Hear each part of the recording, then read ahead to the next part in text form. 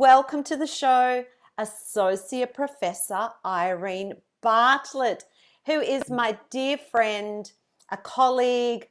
You've been my teacher, you are a mentor, you have been my research supervisor. It is such a pleasure having you on the show. How are you? Yeah, great and wonderful. Thanks, Marissa. It's good to be here. Yeah, it actually feels a real privilege having you. We've got a Thank lot of history. I mean, we've traveled together, we've laughed together, we've got up to mischief together over the years. We've had some fun times, but also I've learnt a lot from you, and you've had an amazing career in the voice community, like as a member of the voice community, both as a professional performer, as a teacher, as an academic. You're very highly respected internationally, and you've earned all that. And today I would love to share your story and parts of what you do and how you've got there, because it's incredible to have someone who's been able to sustain a career all those years. And I mean, for 21, you've done a lot. But I have to break this down. This is currently you. You gave up performing 2 years ago, but you are currently a voice teacher, researcher, presenter, head of pedagogy, coordinator of contemporary voice and voice pedagogy, head of jazz voice studies, and as I called you by your title before, Associate Professor at Queensland Conservatorium, Griffith University. And can I tell you, I'm just exhausted. Oh, me too. I was just thinking, I was going to say that. That's a bit exhausting. Yeah, anyway. That is exhausting. But we've got to share your journey, because in life, nothing is handed to us. Well, not to most of us. We have to work our way to wherever we're at in life. And I've certainly learnt that from you. And so let's start with Irene and your background. When did you start singing? Well, my dad would tell you that I was singing before I could speak. So there was. I spent. I was born in London, and to East End family, very Cockney family, huge extended family. Everybody sang. In my memory now, I know everybody sang. No one worried about singing, they just sang. So if there was more than 3 people in the room, someone would start singing, basically. But yeah, so I started really, really young. My early memories of singing, like my dad putting me up on a table and telling me to sing, So not telling me, because he always encouraged me. This was the wonderful thing. I think I love music because I got a lot of love back from it, from a family that thought I was wonderful. So yeah, professionally, I started when I was, I started in England before I came to Australia when I was 16. My whole family emigrated here. There were like 30 odd of us with all the children and everything. Oh my gosh. And basically, yeah, I'd been working at the Morris Berman School of Music, which was Helen Shapiro was the big star at the time, and I had a similarly low voice, which is really unusual. When most of the girl singers, were singing up high, like Scylla and that, Yes. So basically, yeah, I was under their sort of auspices and I was doing things. But we came to Australia, and I think we'd been here maybe 3 or 4 months, and Dad saw an ad in a paper for a new pop TV show.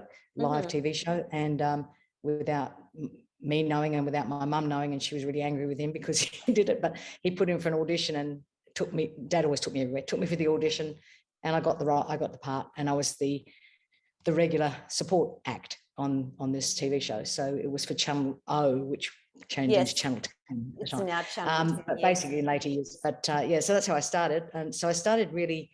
I was blessed because I started at a high level with really top musicians, and I was like their kid's sister.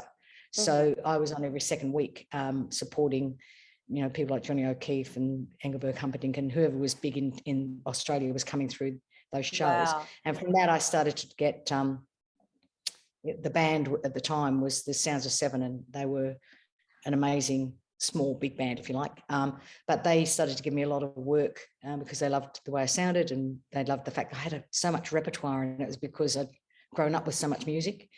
4 brothers way older than me. My oldest brother's 17 years older than me, so I grew up with all those eras of music, from my dad playing Bing Crosby, my mum like Caruso, and my brothers liked everything. Mostly 2 of them were mad into jazz. That's how I got into jazz. So they were listening to Ella and Sarah and you know, all the Miles Davis, all the great jazz players. Yeah. And then another brother was listening to Johnny Ray and Elvis Presley, and you know, so it was like my era was the Beatles. So I had this amazing repertoire, and that set me up for a professional, very quick professional career, because I had all this repertoire. The band could say, Irene, can you sing such and such? And you know, so I learned right from the beginning to sing what they asked me to do, and to basically they put me in the key that they thought sounded best, and they arranged the music, and it was like I know now, a dream run working with these fantastic musicians. Yes. And then from there, basically, you know, I did a lot of TV work in Brisbane Tonight, and when all those things were coming up. And when live TV was a thing. Oh, and entertainment was everywhere, and you know, and so yeah, from moving on from there, it was basically just that became my career. And so I just, I've never stopped actually performing until about 2 years ago. My keyboard player who had worked with for nearly 25 years was older than me. And so he was in retirement basically. And I just thought, you know, I don't want to be lugging gear at 1 o'clock in the morning anymore, because I was a gig singer, a very proud gig singer. And I sang whatever I was asked to sing. So if it was a country festival out of the back of a truck in Cunnamulla at a rodeo, I'd do country. If it was a rock band, I'd be singing rock. If it was, you know, it was whatever it was. But the last 25 years in my career, 25 to 30 years, was really focused on the good standard jazz, the Great American Songbook stuff mainly, jazz concerts and that sort of thing. But I have always kept my ear into the pop era, because that's what most students want to do. So I made sure that I kept up to date, and I was singing, of course, all the classic. I did a lot of corporate work, so I was singing all classic dance tunes. So that's the way that's gone.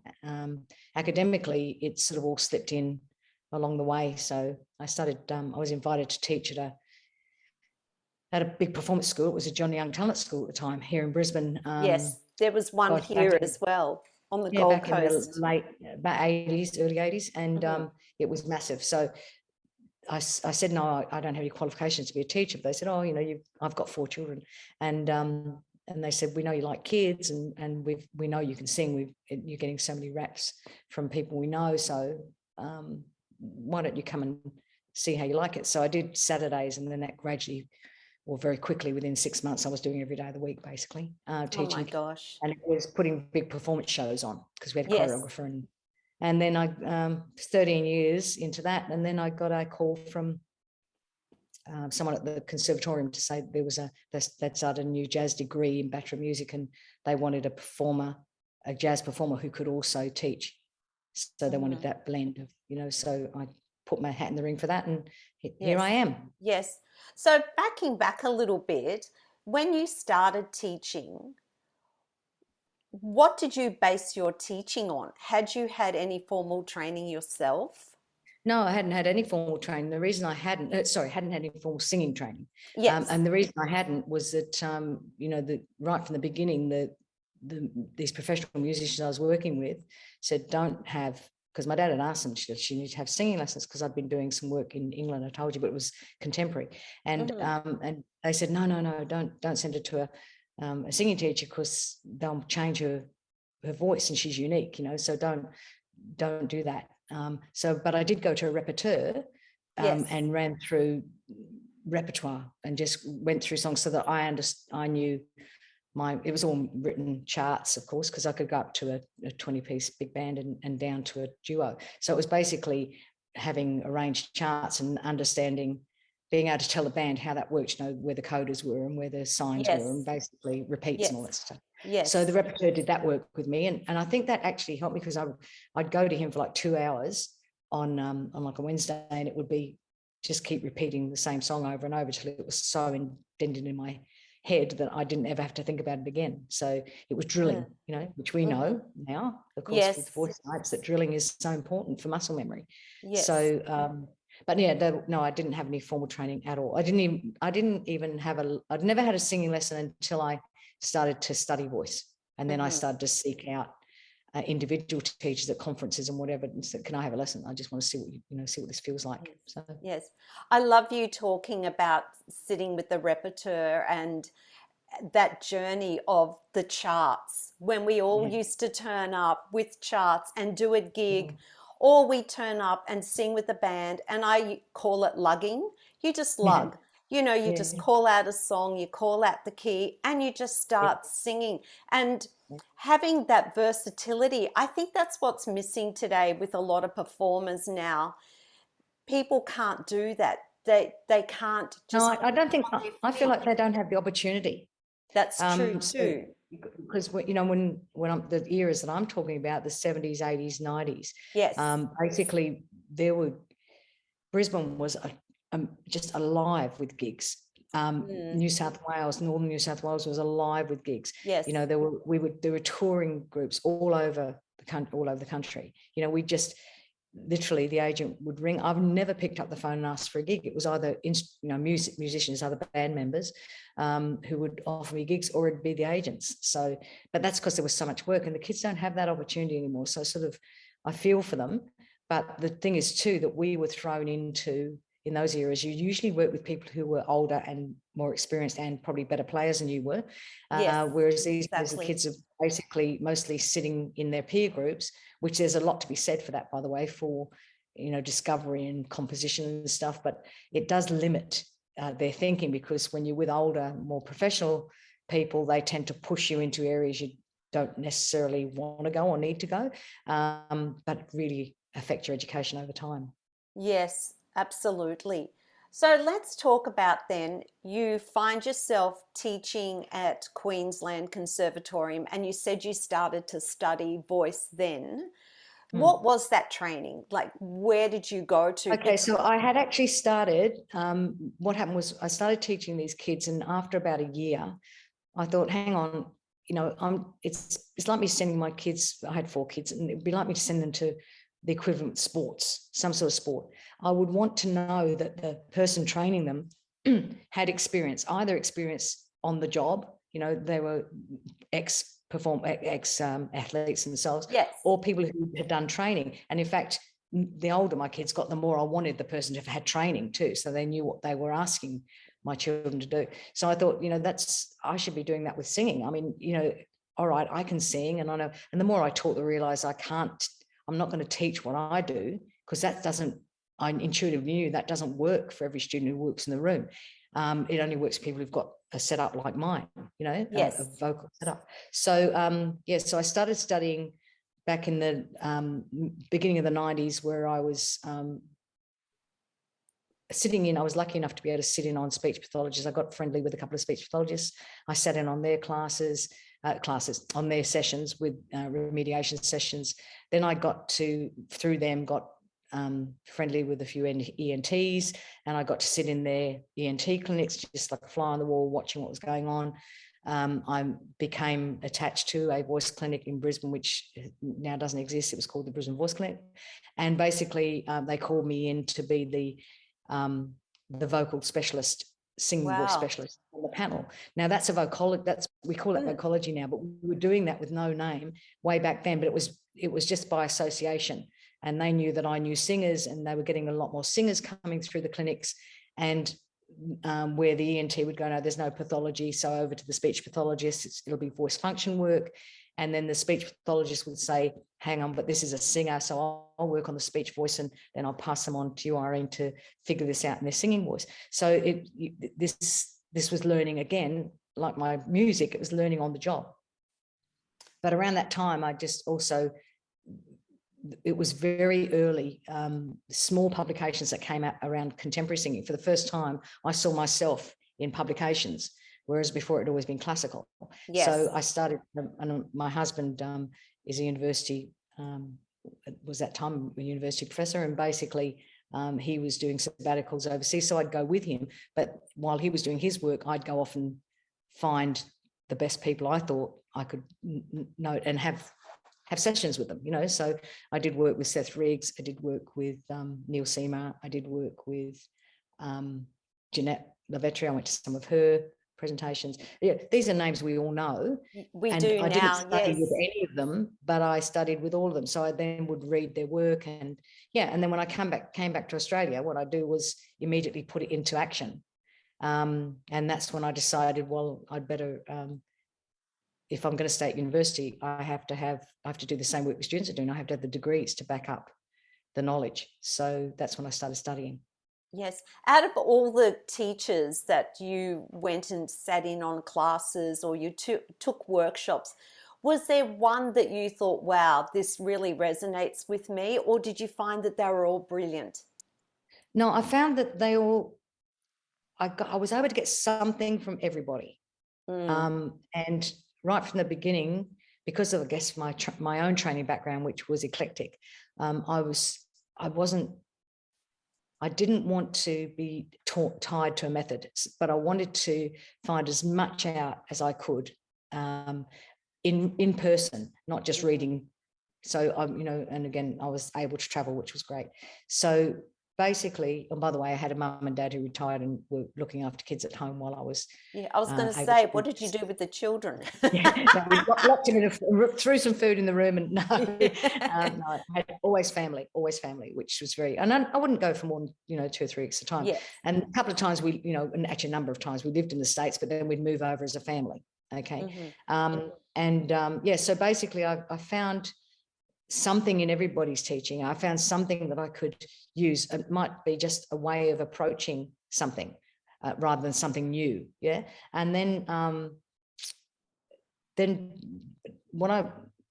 right from the beginning, once I started to look at the science of voice, I decided, you know what, this is, it's muscular. We can't expect people. You don't expect everybody to be a sprinter. You don't expect everybody to be a long distance runner. You don't expect everybody to be wonderful at tennis, or what you do is, but they might be good at something in the sports area. So I felt this is the same with voice. We've got to train the muscles and then allow the singing to be whatever the singer wants it to be. So basically, so that's why these days I call myself a voice builder rather than a singing teacher, because most of my students at university come in, we audition them, for goodness sake. So they come in with talent and they come in with a certain degree of vocal ability, but it's my job to take that voice and make it the most efficient, effective, reliable voice it can be, so that they can take their style where they want it to. Yes, absolutely. But I'd like to ask you though, so you found yourself working at a conservatorium. It would have been very unusual to have a CCM teacher working at a conservatorium at that time. It was around 1996, I think, when you started working 95, 96, yeah. Yeah. And I mean, at that time too, that music would not have had a descriptor. It would have been called music outside of classical or non-classical styles. How did your classical colleagues react to you being in that job? Okay, so the let me just clarify that the department at the time, they're called areas now, but the department I went into was the jazz department, and it was because I was at that time still doing rock, pop, everything else, but I was also getting known as a jazz singer, someone who sang jazz. Stuff. So basically that made it a little bit easier, because there was an actual descriptor. It wasn't just contemporary, it was jazz. Okay, right. But already in the 90s, in the middle 90s, the jazz singers were all moonlighting that I had. And I only started with 3. That's all. It was a brand new bachelor's course, they were still doing moonlighting, doing everything else. It was just that was the era where you did a bit of everything. So the curriculum was jazz. So the deal was that we were, and we still are, in one corner of the conservatorium. And the naughty corner. That's a good one. There's the classical corridor with all the classical voice stuff on one side, and then there's rehearsal rooms, if you think of a square, and then we're in the corner. We've got 3 or 4, 5, 3 large rooms and smaller rooms for jazz, right? And so really it was like being, and there's nothing beyond us, because that's like a concert hall hall there. So it was really like being isolated, like you were in a building with all this other music, with all this orchestral music going downstairs and whatever, and classical voice upstairs. And it was pretty much, I have to say, an us and them. And it was like jazz wasn't, because jazz has that thing of being the complicated end of contemporary. Yes. It sort of fit, if you know what I mean. Okay. So because you do have to train your whole life to be a jazz singer. I'm sorry, that's a jazz musician. You have to learn every day of your life. Every time you stand on a stage with a band, you're learning something new that you didn't know before.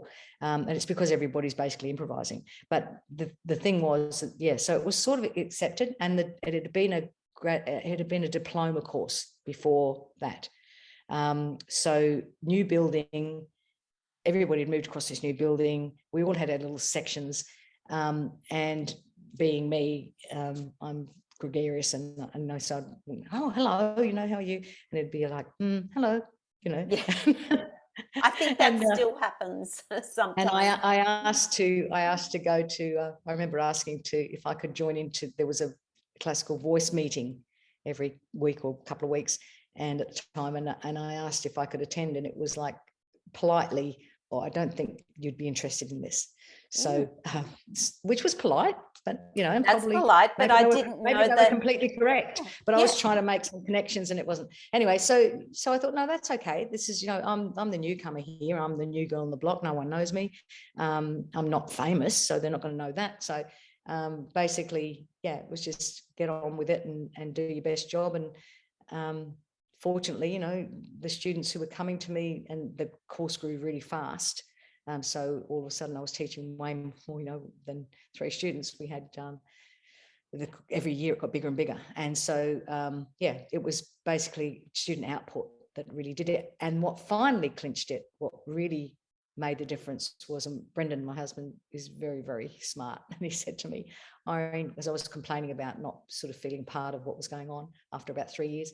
And he said, if you want to join the club, you better pay the dues. So I enrolled in a master's degree and started it. Once I started getting the degrees, and it was like, well, you're working for this. So you are. And then it was, so now we're very, very collegiate, but it wasn't like that originally. Yes. And there is still a little bit of a stigma, because I teach in the pop department, and sometimes my poor pop students cop it from the classical students who say to them, oh, you guys actually do singing? Oh, and you can actually sing well? Like as though they're shocked and horrified that pop singers can actually make nice sounds. It's really weird. But I mean, you have been a trailblazer, and I'm sure some of that journey, as you've just described, hasn't been easy, and you've had to work for where you are now. And I said at the start that you're the head of all these different departments. How did you end up there? How did you end up where you're at right now? Okay, so I've actually been at the con now for 26 years, Wow. which amazes me. But I love it. I mean, it's the best place to work. I know. You walk in and there's music coming from every space, Yes. and I love, because I've always loved all music. So, sing legit music theatre through. So basically I love the sound of all of that happening. And it was very much the jazz area, because it was new as a degree area. It was very welcoming and very like, what do you think we should do? And very collegiate right from the beginning. So my jazz colleagues have been absolutely amazing in terms, because we were all working musicians and still are. Literally everybody knows what it's like to have to be a musician, and earn a living as musicians. So that's a great thing to demonstrate to our students. But also it meant that as we were used to working as jazz musicians, as contemporary musicians, rock musicians, we were used to working in bands where you had to collaborate, where you had to get on with people, or you didn't get the next gig. Didn't matter how good you were. If you were too hard to work with, it was like, don't get hurt. So I just found that whole experience really, really, and still do, very uplifting and exciting, and something new always happening. But basically it was, how did I get to head of the areas? That was a question. But the thing was, as it grew like Topsy, So literally, because popular, not pop music, but popular music, that's what they used to call it at the time. So what we now call CCM, or contemporary commercial music, or if you call it any of the other terms, Yes. pop music cultures, PCM. whatever. Yes. Yeah. Yes. No, I don't care. It rose by any other name. It was basically what the general public want to hear. You know, it's what most people are listening to. So all of a sudden we get this massive influx. So now at the moment I have 32 singers in the jazz voice area. That's amazing. That's amazing. And I don't teach them all, by the way, on my own. I do teach, and I'm at every workshop every week, and I teach the third years currently but I have a teaching team. So I developed a teaching team where they get as many influences as they can while they're with us. And because that's the old fashioned thing about, you know, really not having one teacher through your whole study program, because you're going to become more and more like that teacher, but rather let's send you out to different teachers and get you a real vision of what is possible with voice. So anyway, that's where that is. But yeah, it's as it sort of grew, someone had to be in charge of that. So it was just serendipitous. I guess it wasn't serendipitous because it wasn't just because you would have had to earn those stripes. I worked hard to build. I wrote all the course outlines originally for when I got there were no course outlines, profiles. So I kept innovating those to match where we were going, this type of student and everything. And so that was recognized. And so they asked me to, they sort of started to give me labels, titles. Yeah. Yes. And as I got promotions. Yeah. And also the vocal pedagogy program that you've developed. There's the postgraduate and masters, and you have doctoral students who are students, yeah. Yes, and at the moment, from what I believe, that the majority of them are CCM. How's that come about? Because when I talk to colleagues over in the States, especially in higher education settings, that music's still not being legitimised. How, I know that you've had a lot of influence over that. It's incredible. Okay. Yeah, I think, again, Australia's always a bit like that. We've not so much these days, of course, because international, COVID aside, international travel is much easier. With the internet, it's much easier. But we sort of developed, like we do with a lot of things, Australians developed their own way of going about things. And when I started working at the con, and again, that area started to grow and grow because there was no pop course at the time. So we were getting anyone who was interested in non-classical music. Okay. And that was a pejorative term. And it is pejorative because it sort of has a sense of not as good as, but anyway. Yes. So that we were getting those sort of auditionees, those applicants. My view is that if you learn to train as a jazz musician in any instrument, because singers are jazz musicians, they just happen to be the vocal instrument in the band. They're not the singer. Because they have to do whatever our students have to do, singers have to do whatever the instrumentalists are doing, theory, oral, all the rest of it. But basically, I just felt like it just was able to happen. So I started teaching into the pedagogy course with a really wonderful teacher called Adele Nesbitt.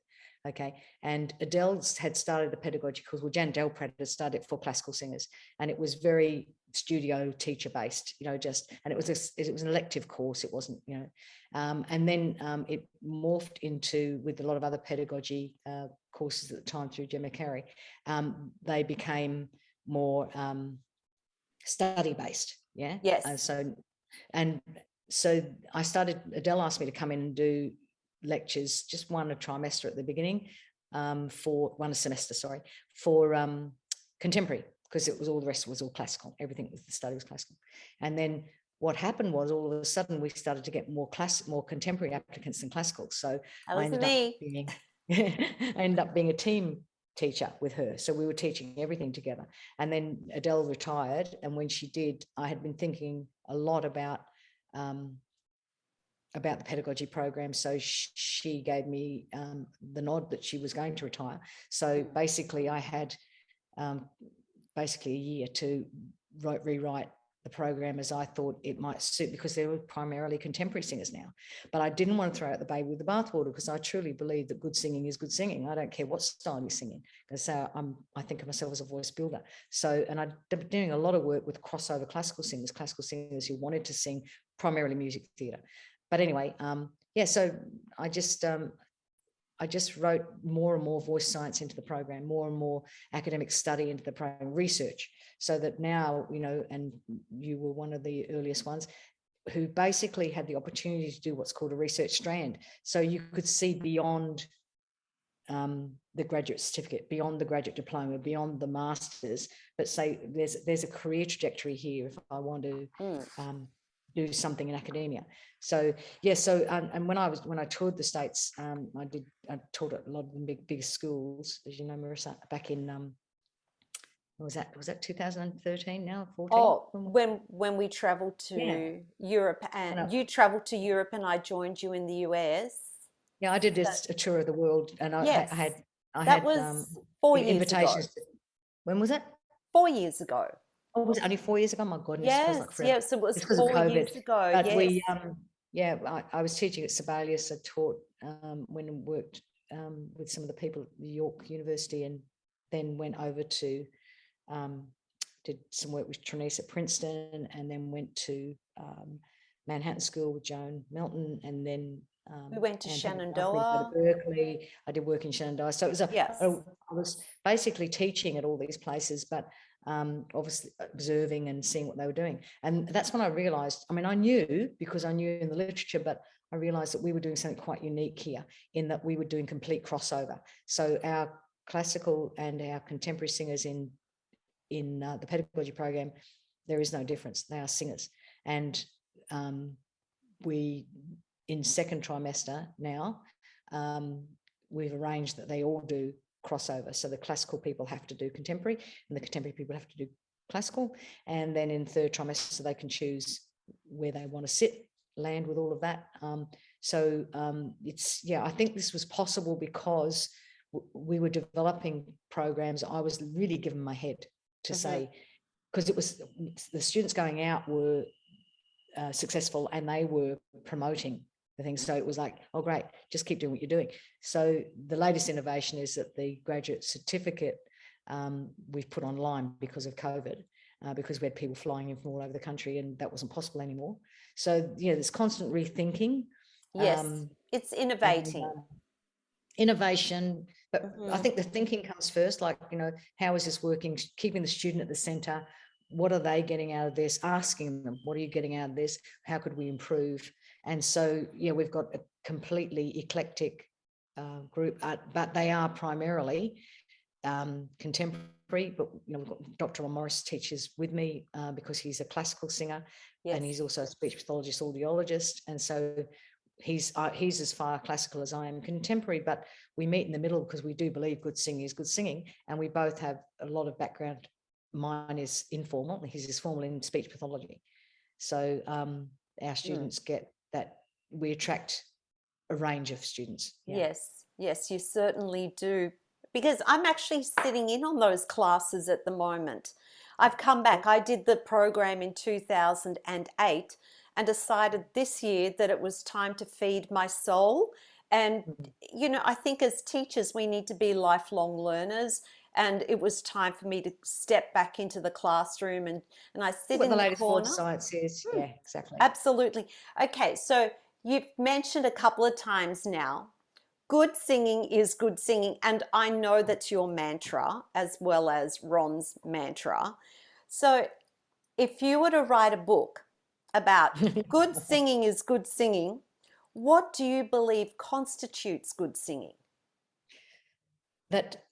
So you've always got the singer who is the natural singer, and it's going to be, and really that was me. I had a successful career for 25, 30 years before I started, or 25 years before I started looking at what was underpinning that. Okay. But the majority of singers, and especially these days, because there's so many more who actually want training, who come to us looking for assistance, to develop their voice or develop their style, whatever it is. So my I guess the underpinning of that good singing is good singing is that all singers need to have access to the basic pillars of phonation, not just of singing, but of making sound. And those pillars are basically alignment, breath flow, support. I separate those two out because we can have faults in either, but then we put them back together as breath management. Yes. And then, resonance and registration they come later. And then of course, performance at the top. So we build the instrument to be able to get to the pinnacle, which is the actual performance. But if we teach all of our singers, regardless of style, in other words, style doesn't impact until we've got the voice where it needs to be. Mm-hmm. Now, the difference is between classical and contemporary is that right from the beginning, a classical singer working with these basic principles, these basic pillars of technique, have to learn they have to train for a long time to get their larynx into that lower setting, which is unnatural. This is not our speaking voice. So they have to layer that on top. So there's a bit of style work going on there right from the beginning. Whereas with contemporary singers in any style, contemporary commercial singers, whatever you want to call them, I'm talking about, I teach everything as say from legit music theatre right the way through to jazz and pop, rock, punk, heavy metal. I don't care what it is. Yes. I can work with those singers, but I teach them all from that base. And once we've got the muscle memory and the neurological connections in the brain that set up that muscle memory for the task at hand, the one they need to do, then I start working on style with them. Yes. So those basic elements are common to all singers. Now, you mentioned too that in the program as it is now, and this didn't occur in the program while I was studying, that singers do crossover work. Why do you feel that that's beneficial for the voice teacher / singer? Because it is a pedagogy program. It's not a performance program. We have our performance postgraduates and we have our pedagogy postgraduates. And with pedagogy, we get some students who come across from the Bachelor of Music and whatever that might be. But those are few. The majority. So I have 34 people currently enrolled in, and 7 of those are graduate certificates, the rest are all masters at different levels because programs cross. But basically, a lot of them are very experienced teachers who are coming into, they feel like they're a bit stuck, that maybe they don't understand enough about the actual anatomy, physiology of the voice, but to work with students without doing any harm, so to speak, That was me. And they just don't want to be a style teacher. They want to teach voice. So so we bring I guess we're responding to the cohort as they present. And that's, it's growing and growing. It's massive number wise, but we get them in from, people come to us saying they want to do classical or contemporary. What we say is, okay, in first trimester, you will specialize. You'll do all your lessons, your one-to-one, because they all get one-to-one lessons, which is, again, in the world, very unusual. So they get their lectures all together. Everybody in the same room discussing what voice is. No one cares what style of singing you do. You are a part of that cohort, and your opinion is just as valid as the person sitting next to you. Okay. But then when they go off to do their one-to-one lessons, they go to either classical or contemporary. That's first trimester. Second trimester, my view was, if you're going to sit in a group week to week with people and get a true understanding of where they're coming from, then what better way than to take yourself out of your comfort zone and have to do what they do? And so that was my thinking behind doing that. So that's what actually happens. It's scheduled. They're scheduled. They're told right from the beginning, if you do a master's, you are going to do crossover in second trimester. In the third trimester, you can choose to sit in whichever camp you want. So I've actually got an opera male tenor who's only ever studied classical music, doing full contemporary in their third trimester, because he's teaching, and a lot of the students who are coming to him want to do at least music theatre, if not some other form of contemporary music. So so it's just interesting that it's worked beautifully. Yes. And it's one of those things, I put it into place. And Ron was excellent in supporting me in that, because he's fully classical, so he could speak to the classical department in their terms and say, look, so what we're trying to do is not create people who can sing and have a career in classical music if they're rock singers, or not take rock singers and classical musicians trying to make them rock singers. What we're doing is giving them the experience as teachers in what those musics can bring to each other. So, in contemporary, as we know, our girls these days, they're even speaking down here, So basically, their thorough tenor, their actual speech quality, low singing seems to dominate, and they have trouble getting into the top, and they don't even want to go there unless they're belting the hell out of it. So, and the same with the classical singers, who of course are taught to, male and female, taught to bring that CT dominance down, the cricothyroid dominance, or the lengthener muscle down into their singing. So what we're doing is giving the opportunity to feel what it's like to have to do the opposite. So if, as teachers, they're learning the actual benefits of taking a contemporary singer all the way up in their range, whatever that might be, into the stratosphere. They may never want to sing there, but they have access to it. And in having access to the top, and with the classical singers in having access to the bottom, what we end up with is much smoother and supported transitions, which is what we're all really interested in. And you can call that whatever you like. I hate mix, I'm sorry, because so do I. Well, it's what we have. We're using it now. If you have any prosody in your voice, any music in your voice, you're actually using a mix. A mix is a balance of muscle. So all it is for me is it's that those transitional points, wherever they might be, and they're different, slightly different in each singer, is where we do the work. So, but we can't do that if we haven't got the top and the bottom working. No matter you what haven't balanced registers. Yes. Do you believe then that it is detrimental to a CCM singer's vocal health to be classically trained? Oh, if it's only classically trained, yes. In fact, I've done a lot of remediation work. We used to do a thing called work cover here, which is a government funded thing for specialist voice users, and where they come with damage. Or so you don't train a golfer, a professional golfer, in baseball. You don't train a professional baseball player in tennis. You train them for the job they're going to do. Okay. Yes.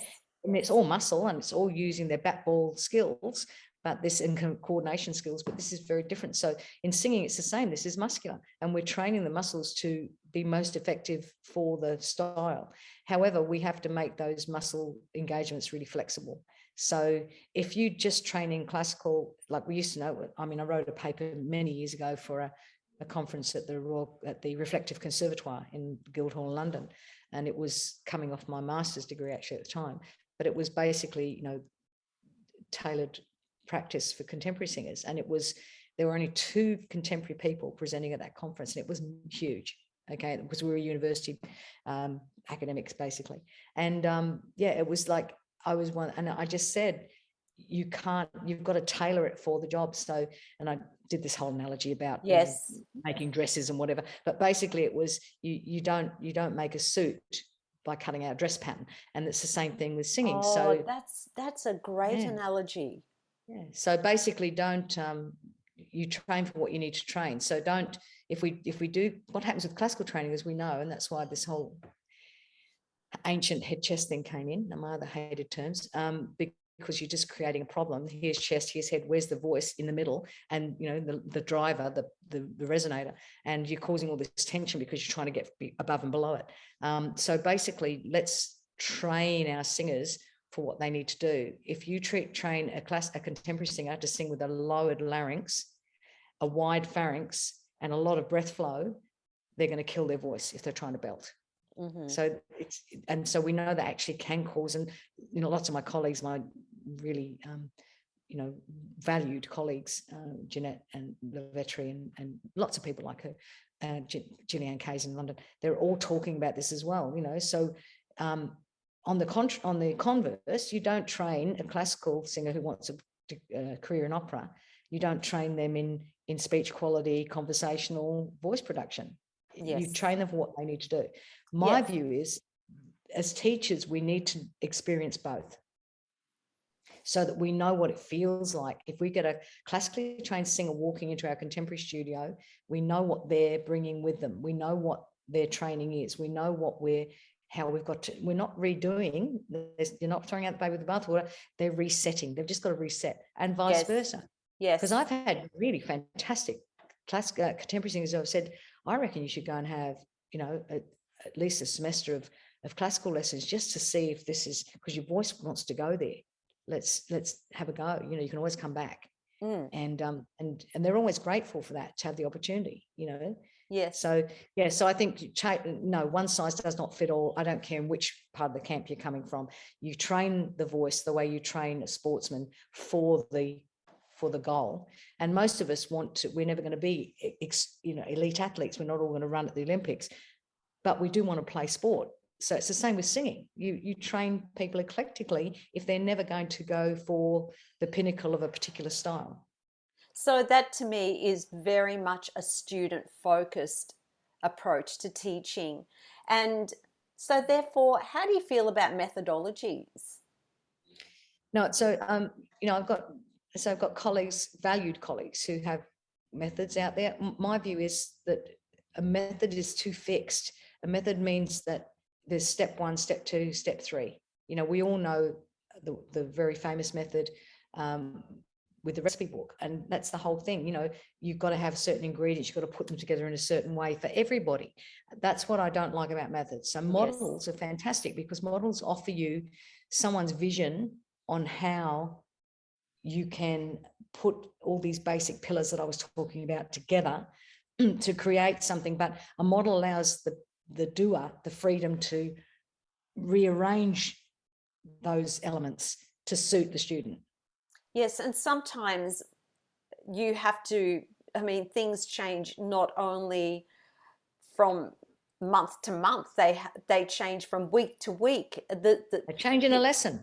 They change in a lesson, absolutely. And you have to be able to pull out whatever tool needs to be pulled out for that particular job. And sometimes that one tool you think is going to work doesn't work. So you have to try something else and keep trying till something actually helps the student. And I agree 100% about methods.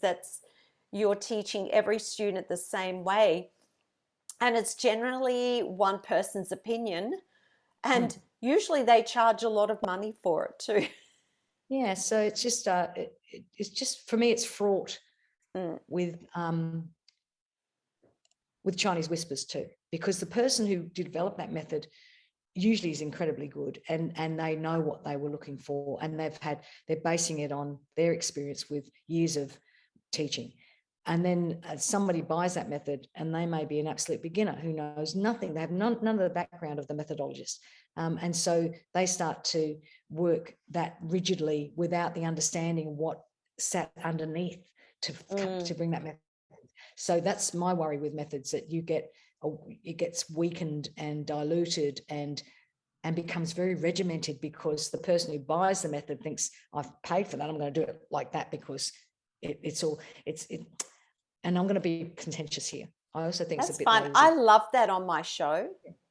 Well, I just think it's a bit lazy. I think if you buy, the person who buys the method, if you buy the method and you just stick to that, then you're abrogating your responsibility to be a thinker outside of somebody else's thinking. You're actually, you're delivering a product. And that's okay. If you advertise you're delivering this product, that's fine for me. But your student has to know that you are delivering them a product, that you're not actually delivering something especially designed for them. So you almost have to go into the teaching studio with a disclaimer, so to speak.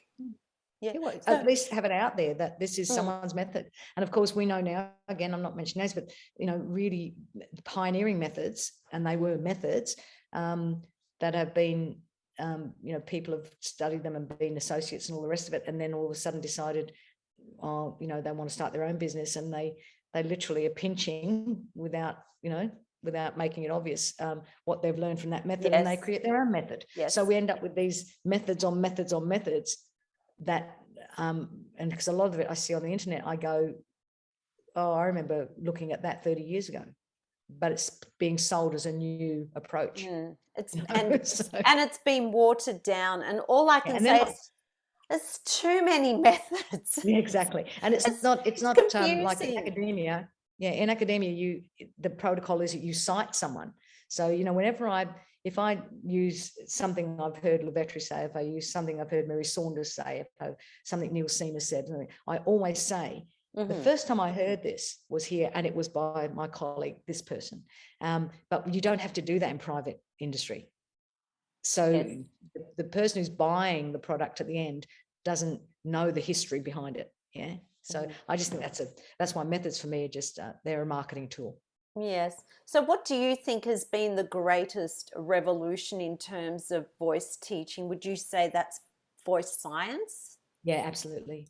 That, you know, for years, singing teachers were very resistant to voice science because it was all about the artistry and the art of singing. And don't get me wrong, that's still incredibly important. If you're going to be successful, that's what the audience wants to see. But what voice science has done is made it very transparent for us as teachers to be able to diagnose and faults in someone's voice, or problems, issues, whatever you want to call them, and to be able to attend to those in a structured way. So to go, look, you know, they're getting hoarse all the time, or they're getting fatigued. I get gig singers come to me all the time about that. And I go, well, let's look at what you're doing. So let me hear, show me a video of yourself on the gig. Now let's sing something. Let me hear what you do in this situation. And then I'm looking for not the symptoms, not the hoarseness, not the fatigue, Yes. I'm looking for, oh, hang on, you know, what is underneath, what's underpinning all of this? So that's why I go with these foundational pillars. You can basically go, gosh, you know, if you look at them sideways, they look like this. The head's out here, and well, okay, let's go there first. Oh, that's not really fix the problem up. Well, where do we go next? You know, so that's the way I look at it. Yeah. Yes. And is there one common fault that seems to be coming in more and more into your teaching studio? Like, what would you, when I say fault, what are you diagnosing more than ever?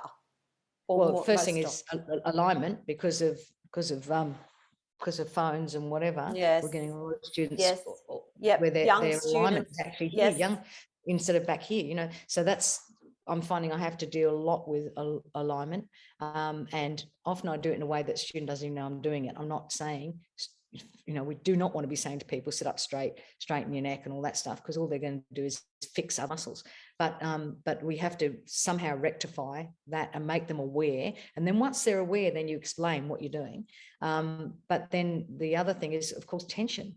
And it's because I'm talking about CCM singers now, or contemporary singers, pop singers, whatever you want to call them, popular music singers, that they're singing out of their tessitura. So they all want to, you know, all the girls want to sound like Jennifer Hudson, Beyonce, Alicia Keys, or someone, you know, cerebrellas. They all want to sound big and boomy, and but even so, some of the lighter singers that you have there, like Ariana Grande, some of these singers sound like whistling kettles too, and they want to sing up there like these singers as well. That's what I'm saying. And so you've got young people, especially young kids. I call them kids, sorry, because I'm old enough to call them kids. But the younger students are coming in with a fixed idea of how they want to sound. They don't even know what their own voice sounds like yet, because they've been mimicking so much that they think that is their voice. And so what happens is we end up with all this tension in the voice because they're manipulating muscles to create a particular sound. That's the same with the boys. You know, I had a tenor, I had a baritone walk into my room who was happy to be a baritone. And I went, oh my goodness, that makes me feel so good, because all the boys think they're tenors and they're not. You know, but they've got access to those notes, so they're singing up there, but on extreme tension. So, and when I talk about tension, I'm talking about body tension, tension from the feet up, basically, but you know, jaw tension, tongue root tension, extrinsic muscle tension in the neck. There's all this tension going on. It's because they're forcing their voice either to where it's not suited at all, or where it's just not ready to be. Yeah, that is a huge problem. So, what's your teaching philosophy? My teaching philosophy is good singing is good singing. So my teaching philosophy is, in a nutshell, my teaching philosophy is to look at the student that comes in, the singer, sorry, not the student. Look at the singer who comes into the room, listen to them sing. Don't start immediately jumping to exercises and things that you don't know have any relevance to that singer. So let's listen to the singer sing. That way, in the moment, you know what their singing voice is like at that moment. You're going to teach them, not what it's going might be like in an hour's time, or what it was like 3 hours before, or what it was like before they did a gig on the weekend and then went out and partied. You know, so let's look at what we're dealing with right now, and then work a program instantly into how can you send that student out of the room with one thing that they can do better than when they walked in. And I really mean one thing, because in a lesson, you know, our brains don't really we want consistency. We want them to go away and be able to practice that one thing. So I guess it's very medical in terms. I mean, I'm very, as you know, I'm very science-based. Yes, science you are. For me is just freed our thinking totally, and informed our thinking. But do no harm. That's a medical thing. Like, you know. Yes. And you can, with singers, remember, we're dealing with singers, we're dealing with their psyche, we're dealing with who they think they are, we're dealing with who they want to be. And so actually getting someone to hear their own voice who's always been mimicking someone else, that's a very intense experience for that student. But then going, you know what, so let's work on, can you not sound like this? Of course you can sound like these other people. I was cover singers for years. Of course I want to, for many, many years. Of course I want to sound like the public wants me to sound like that singer. Yes. However, how do I do that that's best for my vocal health and is best for my longevity in the industry? So yeah, it's a matter of, and they appreciate that. Students get it really fast, that you're actually looking to do the best for them. So I guess the philosophy is, do no harm, good singing is good singing, build the basics, then build the singer. So you've been a trailblazer, as I said earlier. Like, I think you've been kind of ahead of your time, especially internationally, some of the work that you've done. Has there ever been times that your colleagues or institutions have tried to silence you? No, look, I have to say, this is the thing at the con. The con's been very forward-looking, like the executive, the people who are running the shop. But I have to say, for all teachers, you're measured on your output. So it's how your students, not just sound, but how they talk about you. They've always. I'll just tell you an anecdote. So I was actually very early in my career at the conservatorium, probably second or third year.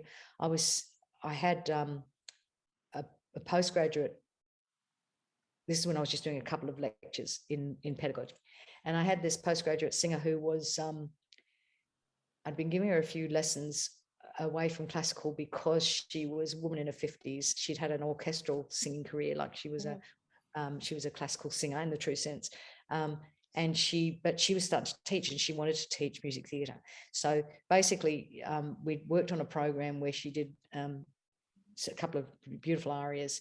Then she did a sort of French art song or something, and then she did a music theatre legit. So that was all fine, because I was sitting on a panel with the head of the classical voice at the time. Okay. And so that was all fine. Even when she got to legit, the classical person was very happy with that sound, because it was still quite classical. Yes. And then I had to get her into her M1, to get her into her lower register, her speaking register. I actually, I got her to sing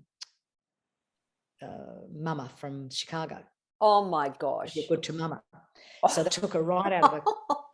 And it was a way of making sure that she could stay in her speech voices to get her into a really low key. Mm-hmm. So she sang that, and the classical person who was sitting next to me went, oh, is that damaging? And I go, no, she's, listen to the sound she's making, it's fine. But her final song was I Will Survive. No. And so I will survive this song. Oh, I will survive. Yeah, I will survive this song. And the classical, really amazing classical teacher, had a wonderful career as a singer herself, but also as a teacher was head of the classical area, turned to me and she said, "Oh, I don't understand what she's doing, but it actually sounds quite healthy." Funny that. So basically, that was my entree, impressing people like that with a healthy singer. That's all. They thought that if she sang in low register conversational as a classical singer, she would have a busted voice. So by the end, she wouldn't be able to speak. Yes. And I always say to when I'm giving lectures to classical audiences of teachers, I always say, look, I've yet to have to pick a larynx up the floor and shove it back into someone's throat. No one's ever, so it really doesn't hurt you. But, again, in degree, if someone's fully classically trained, you do this slowly. You build their lower register speech voice with the higher larynx position and everything, so, yeah. And it's hard work, because I actually had a PhD student that came to me who was classically trained and was having CCM lessons. And even after the 10 weeks, it was still hard work. Of course it is. And it was still hard work. As I say, we're not trying to make them performers in these different amazing genres. What we're doing is saying, here's an experience of, now you know what a contemporary singer is trying to do, because contemporary singers our larynx has to be completely free if we're going to be healthy to move wherever we need to. We're going to use every onset in a single 4-bar phrase. That's very different to what a classical singer has to do, where they can set up the larynx it's movable, of course, but set up in a reasonably lower position. They adjust the vocal tract, all of that. And then, of course, the difficulty for them is they've got to maintain that, and they've got to be able to sing, through really long phrases, and the beauty of the sound is measured by the music. What does the music determine? So they're very different, and I'm not saying one's better than the other. I'm just saying it's lovely for teachers and for singers to understand that, hey, this contemporary singing is actually, my classical singers said to me, I didn't realise how difficult this would be. I thought I'd just sing. They thought it was just repertoire, you see. Yes. And the contemporary singers say the same about classical. They're made to sing. The women are all singing in their M2 mechanism too. They're all singing with vibrato and on onset and things like that. So it's like, it's difficult for both ends. Yes. And also, as someone who had classical training for the first time in their lives, was me last year. As someone else's PhD, I was actually a participant in their doctoral research, and I had these classical lessons. I was nearly passing out from the amount of air intake. I was going, oh my gosh, how do you guys do this? I thought I was going to burst, like I was a balloon that was going to go pop from all the air.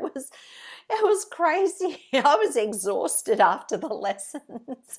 And so, vice versa. You get a classical singer and you tell them that actually they don't need all that air. You can't take all that air in, like you're now going to sing in a conversational phrasing way. They find that incredibly difficult. And then all of a sudden they're singing flat or singing sharp, and they go, it's because they've turned their support off, because they think lower breath flow means lower support. No. But anyway, we won't get into all that. No, we won't. And that's fine. But, a big amount of respect to our classical colleagues, absolutely. So you've had a massive career, like a long career, and and credit to you, because it's a difficult industry that we're in. And if you want to sustain a career in this industry, you have to be a hustler. And you do have to hustle, because these days you do. Yeah, absolutely. And you also got to be completely flexible, and you've got to be constantly learning. You've got to keep up with all the latest styles. You can't be a specialist in contemporary music unless you're famous. That's different. But if you're a working gig singer like I was all my life, and especially doing corporate work where you're basically told what they want, you've got to be able to keep up to date. So I've got to be able to sing Alicia Keys. I've got to be able to sing and Ariana Grande and things like that. Yes. I mean, it's not me, but I've got to have that repertoire, because someone might say they want that. Yeah. So you've got to keep up to date the whole time. I call that remaining relevant. That's sort of my polite way of calling what you've just described. So all those years that you were working hard, that you were working your way up through the ranks, there must have been times where you thought, oh my gosh, like this is exhausting. Who's been your biggest advocate and who has picked you up in those times when you thought, oh my gosh, this is just too much? It's interesting. I've never wanted to throw in the towel because that's not my personality. The harder No. it gets, the more I'm determined to go there. So it's been many people over time. My husband's obviously the most consistent and constant. Go Brendan. Yeah, because he, he was the one who said, Irene, you're talented, you're intelligent. Just if you just stick to your guns, basically. So he's been the constant there. But it's been musicians I've worked with who just believed in me and gone, you can sing higher, you can sing. You do this in this key. I go, oh, they go, of course you can do it with your voice. Agents who've said to me, we want you to go on, you're a support act for some major country singer and you've got to go on this tour, with them. And I go, but I'm not a country singer. And they go, oh, you can sing anything. Just learn the repertoire. And a lot of the repertoire was already in my head anyway. But it's not been named people as much as people who have in the industry who've said to me, Irene, you can do that, or look, just go away and make it work, and that's sort of, I was brought up in a family that said that to my mother. Always said, just stick your chin out and keep going. She said, if you don't know how to do it now, you'll learn by the end of the day. So just keep going, Yes. And so I grew up with that. And I think that academically, I've had some fantastic mentors who, because I came to study so late, really, like you did, but I'd had a family, I had a working career. I was going into work and teaching from like 9 till 5. I was packing up my gear it was in the boot of my car in the morning before I left, going straight to a gig, getting dressed and getting my gear up, and then getting home at 1 o'clock in the morning, and then getting up and doing it all again.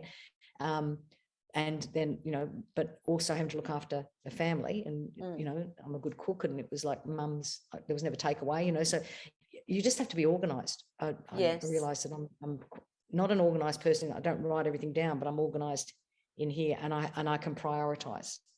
So, yes. So I've had all these people who supported that. So my dad was the first, I should mention my dad. I mean, he just told me I was the best singer that had ever been born.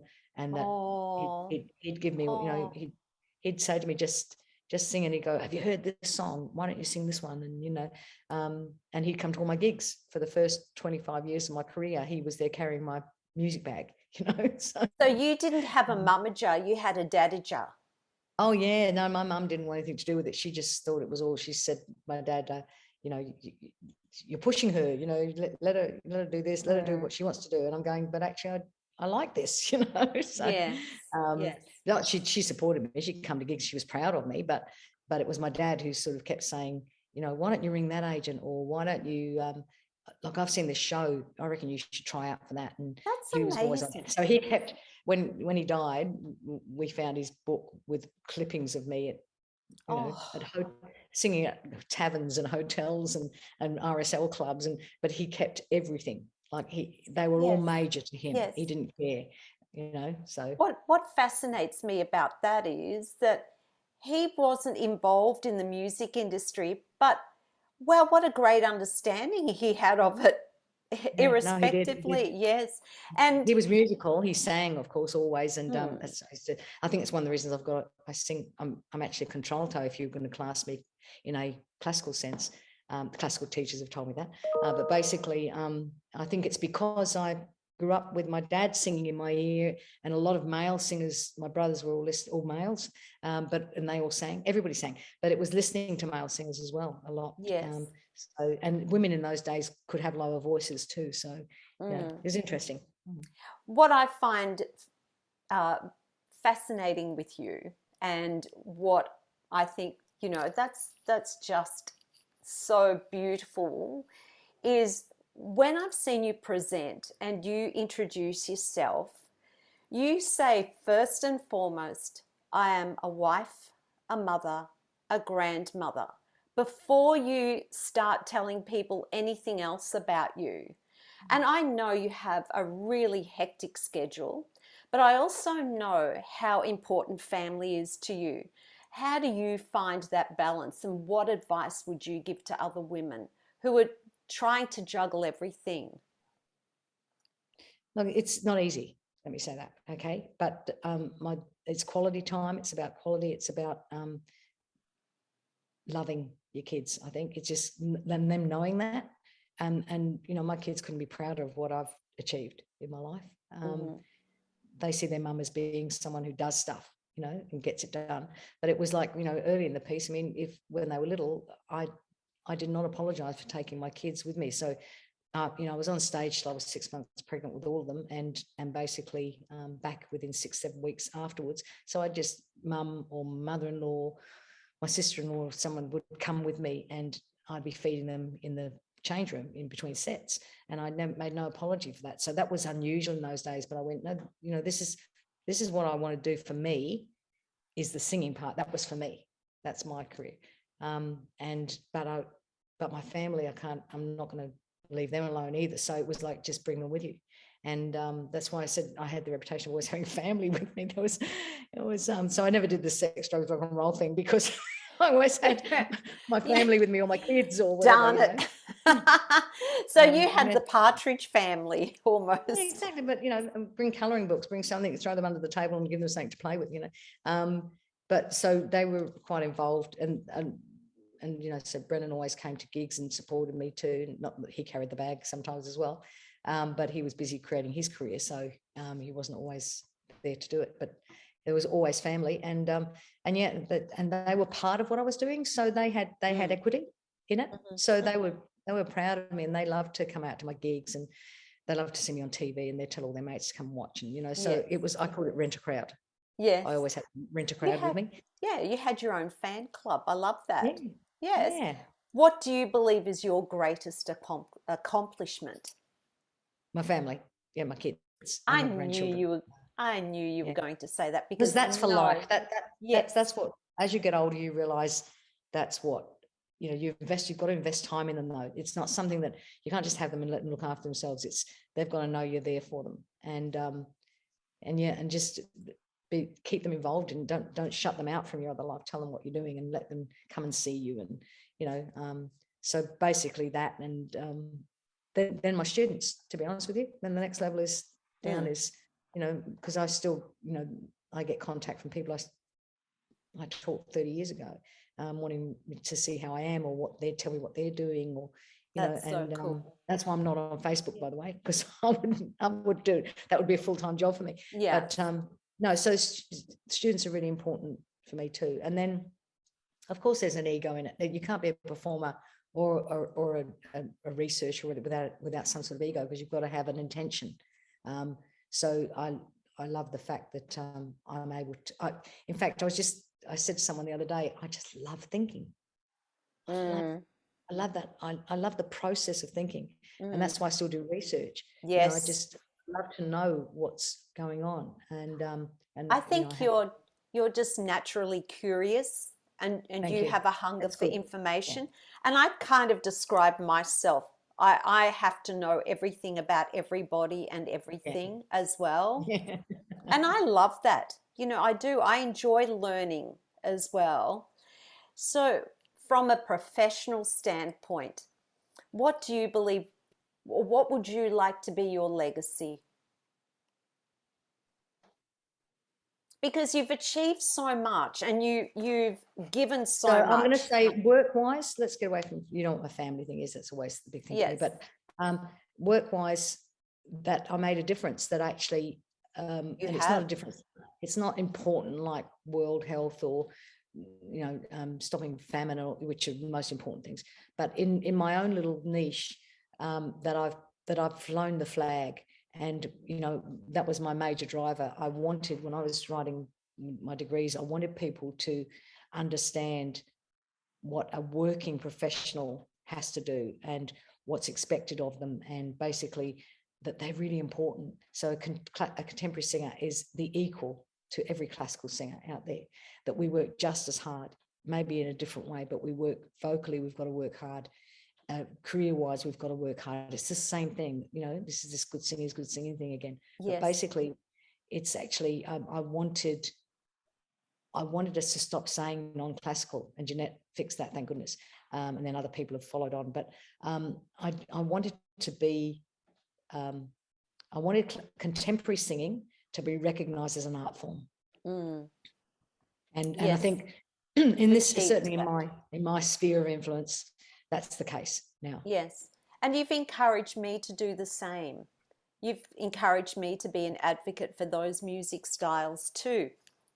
And honestly, like having you, I don't want to get emotional, but having you in my life has been life changing, Thank you. truly. That's Because, like, you are someone that believed in me, and I wouldn't be here now. I wouldn't have a book. I wouldn't have a degree. I wouldn't have a PhD. I wouldn't have a podcast. It all started with you, Irene. And there's no well, denying that, because it was someone who believed in me. yeah. And And I you remember, did that. see, can you see you're saying what I said when you said who are the most influential people? It's people who believe in you. It's people who Yes. see the quality in you. It's people that Yes. see the potential in you and Yes. support that and encourage it. Yeah. So Yes. thank you. That's lovely. Thank No, you. well, it's the truth. I'm not saying that. And I've said that to you. And you're No, I always know. so humble when I say it. And I've heard other people tell you that as well. So you have had a big influence over people's lives. And Thank that filters through into our personal lives too, because it's changed me as a person. Ooh, I don't want to, yes. Okay. So, what is the greatest piece of advice? We're almost done here, Irene. I promise you, you've been really generous with your time. What is the greatest piece of advice you would like to offer our singing voice community? Be open to um, be open to everything, but particularly be open to the knowledge that's out there now, that, you know, you're not on your own anymore. When I first started to research, I couldn't find anything about contemporary singing. I literally mean that. I was at the first Belt conference ever to be held, and that was in New York in 2000 at the New Yorker Hotel, and there were 500 odd teachers, and I think they were basically 95% classically. Of course they were in those days. But, you know, just basically I had to find that, and I had to put the money out. No one sponsored me. I had to do it all on my own, but basically go and on my own, which was the first overseas trip I'd ever done on my own. Yes. It was scary. Yes. And you've got to find something you really believe in, and just pursue it. And that might mean you've got to put yourself right out there. Also be brave, because, you know, the first time I was asked to do the conference presentation, I was terrified, because it was beginning. I knew I was going to be talking to a whole lot of classical people, and I thought, you know, who am I to stand up here and tell people with a 700-year lineage of history of music making what I do? But I did, and basically that was the first breakthrough, because I started to get all these invitations from New Zealand and other places in the world to go and talk, because I just spoke, you know, and speak your own truth, basically. Yes. And we can do that. We think of that in politics, and we think about it in health and things, but we can do that in music. We You speak your own can. truth. We And can. if you're genuine and you're honest and you are prepared to share, please be a sharer. Anyone, as you know, Marissa, anyone who comes into my studio is open. Anyone can observe what I'm doing. I don't care where you are in the world. If you want to come over and observe, if you want, I have nothing that's mine in singing. It's yours, because I've been an eclectic learner, eclectic collector of teaching tools, or whatever. And so if I know who those people are, I'll always tell you who they are. But otherwise, it's something I've adapted. You're welcome to it. There are no secrets, because there is no secret. I'm sorry, but there is no secret to singing. Yes. There is no secret. Yes. It's a human capacity. We all have the capacity. Everybody in the world who is human can sing. It's just that people judge it, unfortunately. Yes. So I guess that's the next thing. Do not be a judge. Yes. I do have to share one little quick story though. And when you were talking about the first time you presented, well, my first time presenting was with you, Irene, in Florence. at PBOC, and I'll never forget it. I was talking about CCM. It was based on my research. And in the front row was Jeanette Lavetrie. And then there was Gillian Kayes, Kim Chandler. There were a whole bunch of pedagogues, Lisa Popeil. And you said to me, come on, you can do it.